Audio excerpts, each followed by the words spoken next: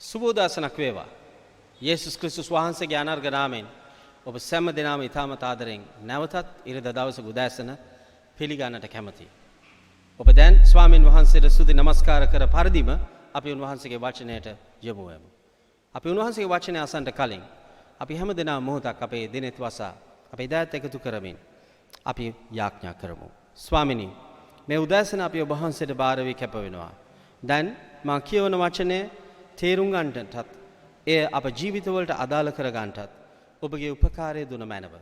කුරුසියේ නිදහස්කම අපවට අප තුල ඔබ වහන්සේ දෙමින් අප සමග සිටිය මැනව. යේසුස් ක්‍රිස්තුස් වහන්සේගේ නාමයෙන් ආමේන්.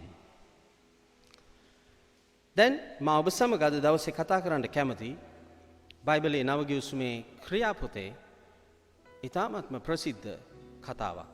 මේ කතාව තමයි පවුල් තුමා සහ සීලස්ගේ සේවය තුළ ඔවුන් මුහුණ දුන්නා වූ වැදගත් අත්දැකීමක් ගැන. ඒ සම්බන්ධව අපි වචනයෙන් කියවමු. ක්‍රියාපොතේ 16 වෙනි පරිච්ඡේදයේ 16 වෙනි පදයේ සිට 18 දක්වා. අප යාඥා කරන තැනට යද්දී ශාස්ත්‍ර කියන ආත්මයක් ඇත්තා වූ පේන කීමෙන් ස්වකීය ස්වාමීවරුන්ට බොහෝ ලාභ ඉපදුවා වූ එක්තරා තරුණියක් අපට සම්බ වූවාය. පවුල් සමග සහ අප පස්සේ එමින් මේ මිනිස්යෝ ගැලවීමේ මාර්ගය නුඹලාට ප්‍රකාශ කරන්නා වූ මහෞත්තම දෙවියන් වහන්සේගේ දාසයෝ යයි මොරගසා කීවාය. බොහෝ දවසක් මෙසේ කළාය. එවිට පවුල් අතිශයින් අප්‍රසන්න වී හැරි ආත්මයට කතා කොට යේසුස් ක්‍රිස්තුස් වහන්සේගේ නාමයෙන් ඇගෙන් අහක් වී යන්නට නුඹට අනකරමි කීවේය. ඒ පැයදීම ආත්මය අහක්ව ගියේය. දැන් මේ සිදුවීම තමයි පවුල් තුමා සහ සීලස් තුමා සිරගත වීමේ සිදුවීමේ පසුබිම. එහෙම නැත්නම් ඒ සිදුවීමට කලින් එයට පාදක වුණු ප්‍රධාන සිදුවීම. දැන් මෙහි සිටියා වූ පේන කියන මෙම තරුණියක් පේන කියන්න අවශ්‍ය නැහැ. අපි දන්නවා අද සමාජයේ තරුණියකට විශාල වැඩ කොටසක් තියෙනවා. හැබැයි ඒ සමාජයේ සිටියා වූ මේ තරුණිය පේන කියන එක තමයි ඇයගේ රැකියාව ගුණේ. මේ නිසා ඇය යක්ෂයාගේ බලය තුලින් එහෙම නැත්නම් මෙතන කියන ආත්මයක් ඇත්තා වූ ඒ ශාස්ත්‍ර කියන ආත්මයෙන්, නිසා ශාස්ත්‍ර කියන්නේ මේ නිකන් අත බලලා ඒක මේක කියනව නෙවෙයි. ගොඩක් අය මේක වැරදි විදියට තේරුම් ගන්නවා. යක්ෂයාට අයිතියක් නැහැ මිනිස්යාගේ ඉරණම කියන්න. දෙවියන් වහන්සේ මැවූ මිනිස්යාගේ ඉරණම කියන අයිතිය තියෙන දෙවියන් වහන්සේට පමණයි. හැබැයි මේ සහෝදරිය, මේ තරුණිය මේක නිතරම පවුල් මේ ප්‍රදේශයේ පවුල් සහ සීලස් ඇවිදිනකොට ඇවිල්ලා ඇවිටිලි කරමින්, ඔච්චම් කරමින් පාරේ යනකොට නිතරම කියන්න පටන් ගත්තා. දැන් මෙහිදී මෙතන 18 වෙනි පදේ කියනවා පවුල් තුමා අප්‍රසන්න වුණා කියලා. අප්‍රසන්න වෙලා ඔහු ඇවිල්ලා මේ සහෝදරිය වෙත ඇවිල්ලා ඔහු කියනවා යේසුස් වහන්සේගේ නාමයෙන් ඇගෙන් අහක් වී යන්න නුඹට අනකරමි. පවුල් තුමා අනකරා. නිසා යක්ෂයන්ට යක්ෂාත්ම වලට යාඥා නෙවෙයි කළ යුත්තේ අනකිරීමයි. ඒක ඉතාමත් වැදගත් දෙයක්. එනිසා ඔහුගේ සේවය ඔහු නායකයන් හැදුවා. ඔහු සුභාරංචිය කිව්වා. ඔහු ඒකට පමණක් කොටු වී සිටියේ නැහැ. ඔහු යක්ෂයන් පවා දුරු කරා. ඒ නිසා දැන් මේ සිදුවීමත් සමග තවත් ව්‍යාපාරික කට්ටියක් හිටියා. මේ සහෝදරියගේ සේවය නිසා එහෙම නැත්නම් එයාගේ රැකියාවෙන් මුදල් හොයපු අය. ඒ අයට 19 වෙනි පදේ ඒගොල්ලන්ට තරහ යනවා. ඒකත් හරි වැදගත්. කලින් පවුල් තුමාට තරහ ගියා. දැන් මේ ව්‍යාපාරිකයන්ට තරහ යනවා. ඉතින් සමහරලාට මේ තරහ යන එකත් හරි අපූරුයි. දකින්නකොට හැබැයි තරහ යන අයට එච්චරම අපූරු තත්වයක්වත් නැහැ. දැන් අපි දකිනවා මේ අවස්ථාවේදී ඔවුන් ගිහිල්ලා ඒ තිබුණා වූ නීතිමය තත්වයන් තුළ පවුල් තුමා සහ සීලස් වැරදි දේවල් උගන්වමින් එහි සමාජයේ අයට වෙනත් ඇදහිලි ක්‍රම උගන්වනවා කියන කැළඹීමක් ඇති කරනවා. මේ කැළඹීම ඇති කිරීමත් සමග එහි නඩුකාර උන්වහන්සේ තීන්දුවක් දෙනවා මේ අය අල්ලලා හිරගෙදර දාලා ඔවුන්ට ඉස්සලම ගහන්න කෝටු වලින් තලන්න කියලා ඔහු නියෝගයක් දෙනවා. දැන් මේ නියෝගය සමග ඔවුන්ට කෝටු වලින් තලන්න කියලා අපි දකිනවා 24 වෙනි පදයේදී. ඒ සමගම අපි දකිනවා විශේෂයෙන් ඔවුන්ට පහර දෙනවා හොඳටම ගහලා ඔවුන්ට ලේනකම් ගහලා ඔවුන් සිරගෙදර ඇතුල්ගේ ඔවුන් සිර කරන්නටත් ඒකම දඬු කඳේ දමන්නටත් ඔවුන්ට නියෝගයක් දුන්නා.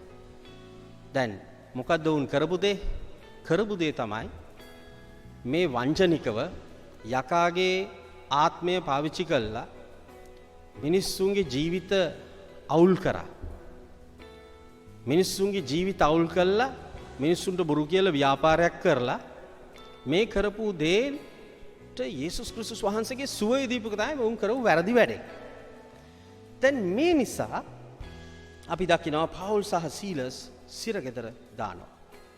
ඉන්පසු අපි දකිනවා 16:25 සිට 30 දක්වා යන කොටස තුල මෙතන කියනවා 25 වෙනි පදේ නමුත් මධ්‍යම රාත්‍රියේ පමණදී පවුල් සීලස්ද යාඥා කරමින් දෙවියන් වහන්සේට ගී කීවෝය. සිරකාරයෝද ඔවුන්ට ඇහුම්කම් දීගෙන සිටියාය. ප්‍රේමවන්ත සහෝදරයා සහෝදරිය. මම දන්නේ මේ අසා සිටින ඔබ කී දෙනෙක් හිර කූඩුවක ඉඳලා තියෙද කියලා. හිර කූඩුවක් සහ බන්ධනාගාරය කියන එකත් එහි ඇතුල් හිරගෙදරත් ඒ හැම දෙයක්ම ලොකු වෙනසක් තියෙනවා. කනගාටුවෙන් හෝ මටත් අවස්ථාවක් ලැබුණා පැය 24ක් විතර එක සිර කූඩුවක ඉන්න. ඒක ඔයි කියන තරම් නම් ප්‍රේමණීය නැහැ. ඒ ඇතුළට ගියාම දැනෙන පීඩනය මිනිස්සෙක්ට නිකන් ඔබ නිවසේ ඉඳලා කාමරයක සිර වෙලා ඔබට තේරෙන්නේ නැහැ. ඔබට ඇසෙනවද? ඔබ මේ සිටින මොහොතේ සිර ගෙවල් වල සිටින මිනිස්සුන්ගේ හදවතේ නැගෙන දෝංකාරය. ප්‍රේමවන්ත සහෝදරයා සහෝදරිය. හැබැයි පවුල් සහ සීලස් එවැනි තත්වයක සිටියේ නැහැ. පවුල් සහ සීලස් යාඥාවෙන් මෙතන කියනවා 25 වෙනි පදේ ඔවුන් මධ්‍යම රාත්‍රියේදී පවුල්ද සීලස්ද යාඥා කරන දෙවියන් වහන්සේට ගී කීවෝය. ඔවුන් ගී කිව්වා දෙවියන් වහන්සේට යාඥා කරා ප්‍රශංසා කරා. ඔවුන් දෙවියන් වහන්සේගේ අභිමුඛයේ සිටියා. මෙහෙම ඉන්නකොට 26 වෙනි පදේ කියන මහත් පොළොව කම්පාවක් ආවා. හිරගෙයි අත්තිවාරම් සෙලවුණා කියලා වචනේ ලියලා තියෙනවා. අත්තිවාරම් සෙලවෙනකොට හැම බිත්තියක්ම සෙලවෙනවා. හැම බිත්තියක්ම සෙලවෙනවා කියන්නේ හැම අගුලක්ම ඇරෙනවා. හැම දොරක්ම ඇරෙනවා. ඒ හැම දොරක්ම ඇරුණු නිසා ඒ හිටපු හිරකාරය ඔක්කොම පැනලා දුවනවා. ඒ සිටියව ප්‍රධානියා හිතනවා දැන් ඉවරයි ඔක්කොමලා ගිහිල්ලා. මන්ද ඔහුගේ රාජකාරිය එතනින් ඉවරයි. විශේෂයෙන් රෝම නීතිය එහෙම රෝම හමුදාවේ තිබුණා වූ දැඩි නීති මේකට තවත් හේතුවක්. ඔහු සිතනවා දැන් හැමදේම ඉවරයි. මගේ රාජකාරිය ඉවරයි. මගේ රැකියාව ඉවරයි. මට දීපු වගකීම පැහැර හැරුණා. දැන් මම වැඩක් නැහැ. මේ නිසා ඔහුගේ ජීවිතය අවසන් කරගන්න ඔහු උත්සාහ කරා. නමුත් පවුල්තුමා දුර සිට ඔහු දැකලා දුවගෙන ඇවිල්ලා ඔහු කියනවා මේක කරගන්න එපා. අපි තාම ඉන්නවා. පවුල් සහ සීලස් කියනවා අපි ඉන්නවා. අපි මේ ස්ථානයේ ඉන්නවා. මේ නිසා අපි දකිනවා පවුල් සහ සීලස්ගේ මේ පුදුම දේ මේ පුදුමාකාර හැසිරීම ඔහුගේ ජීවිතයේ විශාල වෙනසක් කරනවා. 27 වෙනි පදයේ කියනවා එකල හිරගේ මුලදෑනි නින්දෙන් පිබිද හිරගේ දොරවල් ඇරී තිබෙන බව දැක හිරකාරයෝ පැනලා ගියෝ යයි සිතා කඩුව ඇදගෙන තමා මරා ගන්නට හැදුවේය. 28 වෙනි පදයේ කියනවා නමුත් පවුල් කතා කොට නුඹට කිසි අනතුරක් කර නොගනින්න මක් නිසාද අපි සියල්ලෝම මෙහියයි මහත් හනින් මොරගසා කීවේය. 30 වෙනි පදයේ කියනවා ඔවුන් පිටතට කැඳවා කතා කොට ස්වාමිවරුනි ගැලවෙන පිරිස මා විසින් කුමක් කටයුතු ඇසුවේ. දැන් එහි මුලාදෑනිය අහනවා කුමක්ද? ඕගොල්ලෝ හිරකාරයෝ නෙමෙයි. ඕගොල්ලෝ ස්වාමිවරු. ඔබ දෙවියන් වහන්සේගේ මොන හරි 아무තු මිනිස්සු වගේක්. එනිසා අපි මොකද්ද කරන්න ඕනේ? ඔබේ ස්වභාවයට එන්න. පවුල්තුමා ඔහුගේ ජීවිතය ඒ ගැලවීමේ කාරණයට ඔහු නැතුල් කරනවා. ඒ නිසා ඔහුගේ නිවසේ හැම දෙනාමත් යේසුස් ක්‍රිස්තුස් වහන්සේ දැනගන්නට ඔවුන්ට අවස්ථාවක් ලැබෙනවා. ප්‍රේමවන්ත සහෝදරයා සහෝදරිය. ඒ නිසා ඒ හිරකාරයෝ හැම කෙනෙක්ද යේසුස් වහන්සේ දැනගත්තා. මන්ද ඒ පවුල්තුමාගේ සහ සීලස්ගේ හැසිරීම නිසා. මා මොහොතක් ඔබට මතක් කරන්න කැමති නැවතත්. ඔබේ ජීවිතය සිරවෙන වෙලාවට ප්‍රශ්නය ඔබ ඉදිරියේ පැන නැගලා ඔබෙන් විශාල ප්‍රශ්න අසන මොහොතේදී ඔබේ සිත බීතියට පත් කරන මොහොතේදී ඔබේ ස්වභාවය ඔබේ ප්‍රතිචාරය කුමක්ද? ඔබේ ප්‍රතිචාරය බීතියද බයද තැතිගැන්මද ප්‍රකාශනද සමහරට ක්‍රියාකලාපයන්? ප්‍රේමවන්ත සහෝදරයා සහෝදරිය, නමුත් පවුල් සහ සීලස්ගේ ස්වභාවය ඊට වැඩිය ගොඩක් වෙනස්.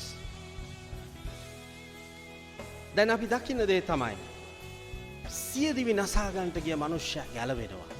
ඒ නිසා මේ කුඩා සිදුවීමෙන් බලන්න මේ සහෝදරිය එහෙම නැත්නම් මේ තරුණිය යේසුස් වහන්සේ නිදහස් කර ගැනීම නිසා බලවත් වෙනසක් බලවත් බලපෑමක් බොහෝ දෙනෙක්ගේ ජීවිතවලට ආශිර්වාදයක් ගෙනෙනවා. ප්‍රේමණීය සහෝදරයා සහෝදරිය, යේසුස් ක්‍රිස්තුස් වහන්සේ වරක් ඔබට හම්බ වුණේ නිකම් ජීවත් වෙන්න නොවේ. ඔබේ ජීවිතයට කිතුණු ජීවිතයට අරමුණක්, ඒ අරමුණ පෙරදරි කරගත ජීවිතයක් උන්වහන්සේ දී තිබෙනවා. ඔබේ තත්වයවත් ඔබේ තරාතිරමවත් ඔබේ ස්වභාවය නොවේ. ක්‍රිස්තුස් වහන්සේ ඔබ තුල අලුත් මැවිල්ලක් කර තිබෙනවා. ඒ නිසා ඔබේ ඒ අලුත් මැවිල්ල ස්වාමින් වහන්සේ පාවිච්චි කරන්න කැමතියි. ඒ නිසා උන්වහන්සේ ඔබ පාවිච්චි කරන්න කැමති ස්වාමින් වහන්සේ. ඒකම ඔවුන්ව ඒ නිවසට කැඳවනවා. ඉන් පසු අපි දකිනවා මේ කතාවේ අවසාන කොටසේදී හිරගෙදරට දාපු පාවුල්ට නඩුකාරුන් වහන්සේ තීන්දුවක් දෙනවා ඒගොල්ලෝ නිදහස් කරා කියලා. හැබැයි ඒ වගේම පාවුල්තුමා නිතරම තමන්ගේ අයිතිය සුරක්ෂිත කරගත්ත කෙනෙක්. ඔහු දැන සිටියා ඔහුගේ අයිතිය කුමක්ද කියලා. ඔහු දැන සිටියා ඔහු කළ යුත්තේ කුමක්ද කියලා. මේ නිසා ඔහු කියනවා, ඔහු නැවත පණිවිඩයක් යවනවා. ඔබලා අපිව අරගෙන පුරු කියලා තලලා හිරකූඩුවේ දැම්මනම් දැන් මේ ගමෙන් මේ නගරයෙන් අපි පිටවන තෙක් මේ දිස්ත්‍රික්කයෙන් අපි පිටවන තෙක් අපිට ආරක්ෂාවක් දෙන්න කියලා ඔහු කියනවා. මන්ද ඔහු කියනවා මම රෝම පුරවැසියෙක්. ඒ නිසා ඔබ නිස්කාරණේ මට පහර දුන්නේ කියන කාරණය ඔහු ප්‍රකාශ කරනවා. ප්‍රේමවන්ත සහෝදරයා සහෝදරිය, යේසුස් ක්‍රිස්තුස් වහන්සේ තුල සිටින මිනිසයෝ දුබල අය නොවේ. ක්‍රිස්තුස් වහන්සේ අපිට දුන්නේ දුබලකමක් නොවේ. ක්‍රිස්තුස් වහන්සේ දුන්නේ අපිට ඒ ජයග්‍රහණයේ ප්‍රේමයේ ආත්මයක්. ඒ නිසා උන්වහන්සේ අපිට දෙන්නා වූ ඒ බලය තුලින් අපිට ඉදිරියට යන්නට පුළුවන්. ඒ නිසා ඔබේ කිතුණු ජීවිතේ කල්පනා කරලා බලන්න. ඔබේ කිතුණු ජීවිතේ නොකල වරදකට ඔබට චෝදනා ලැබෙන විට ඔබේ ස්වභාවය, ඔබේ ප්‍රතිචාර කොහොමද? ඔබේ සිතුවිලි කොහොමද? ඔබේ හිත කොච්චර වේදනාවට පත් වෙනවද? ඔබ කොච්චර පලා යනවද? හැමදේම දාලා යනවද? ගොඩක් දෙනා කියනවා, ගොඩක් දෙනා මට හමු වෙලා ගොඩක් දෙනා කියලා තියෙනවා, පාස්ටර් මම තවත් මේක කරන්නේ නැහැ. මට මේක වැඩක් නැහැ. ප්‍රේමවන්ත සහෝදරයා සහෝදරිය, නමුත් උන්වහන්සේ, නමුත් පාවුල්තුමා නැවතත් ඔහු කසපහර ගැහුවා, කොටු වලින් තැළුවා, ඔහුට ගල් ගහනවා, ඔහුට අවමන් කරනවා. ඒකම තාමත් වැදගත්.